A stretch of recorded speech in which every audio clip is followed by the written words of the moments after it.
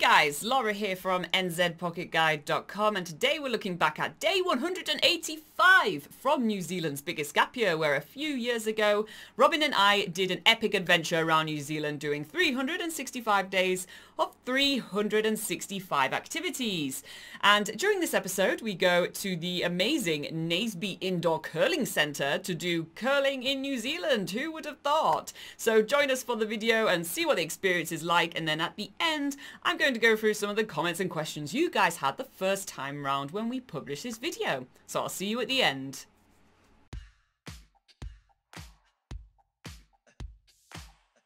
This morning it is raining, and while most people go to the movies or curled up in bed with a good book, Laura and I decide to do the most rainy day activity ever, which is obviously indoor curling.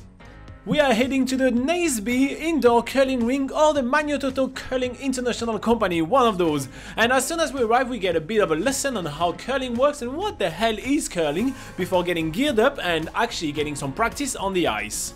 Our curling master today is Ewan, and he's gonna be teaching us the 3 different styles of curling. But as soon as he starts showing us some really easy method with sticks or just pushing the stone, we tell him that we want to do the really cool sliding thing that we see in the Olympic. Is it cool? I think it is. Is it? I think it is.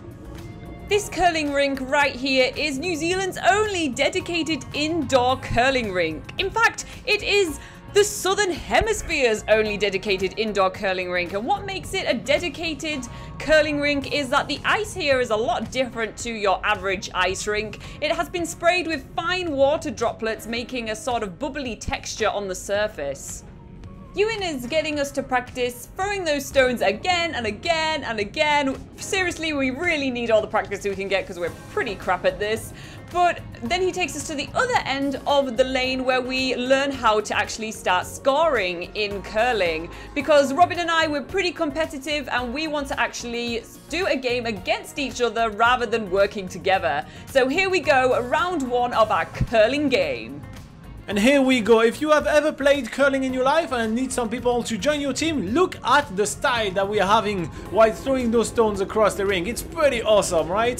So the curling rink are really well designed with a scoring board on each side of the rink, making it really easy for us to do games after games. We don't have to move from one side to the other all the time, which is quite cool. But because we want to spare you from watching actually 11 games of curling, because this is how you do a curling competition. You do 11 games and you tally the score at the end. We're just gonna show you the first one, then we're gonna speed up the last 10 ones, and we're gonna tell you the score all the way at the end.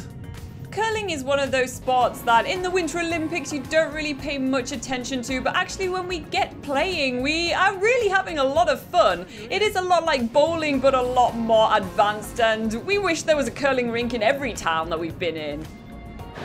It's very hard to find the knack. I'm going too fast now. I was going too slow and I'm going too fast. Do you just think you're not cut out for curling? I'm cut out for curling, I just need a bit more practice. Okay. Robin compares curling to petanque, which is a game with several metal balls which you need to throw towards each other and try and hit a target. It's really popular in the south of France as well as campsites all over the world.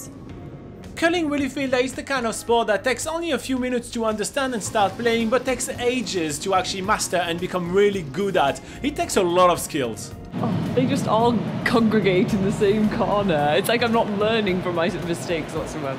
One of the hardest parts I find in curling is to manage the strength that I give to the stone when I throw it. And because there is none of those guys with a little broom to compensate for the lack or the too much speed when throwing the stone, it makes it really challenging to hit the target. So that's basically what I have. I have a too fast, or I have that distance right here. I don't have a in between. If there's one place in New Zealand that you want to try out this sport, it has to be in Naseby. Teams from all over the world come here to play curling competitively, so it really is the place to be. There's even an outdoor man-made lake which freezes over in winter and is made into ice rinks as well. So we are almost at the end of our first game. I have 1 point right here, but I have one more stone to throw. And I'd actually get those 2 ones on the board, so I can score 3 points. So we'll see if I get to do that.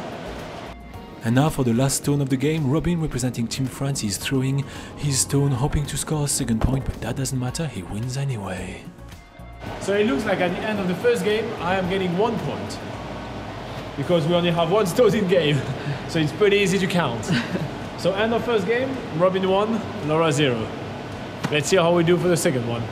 So we're gonna put that well-deserved point right up on the board, and we're gonna speed up every single other game to come, because the curling game is run in 11 different sets, and I don't think you guys want to watch us play that bad 11 times in a row. But at the end of the day, we have a score. Oh, we just finished the game.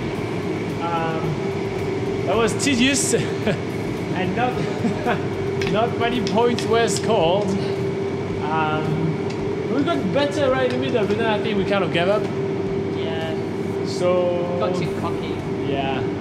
So Laura, you have to place the final score.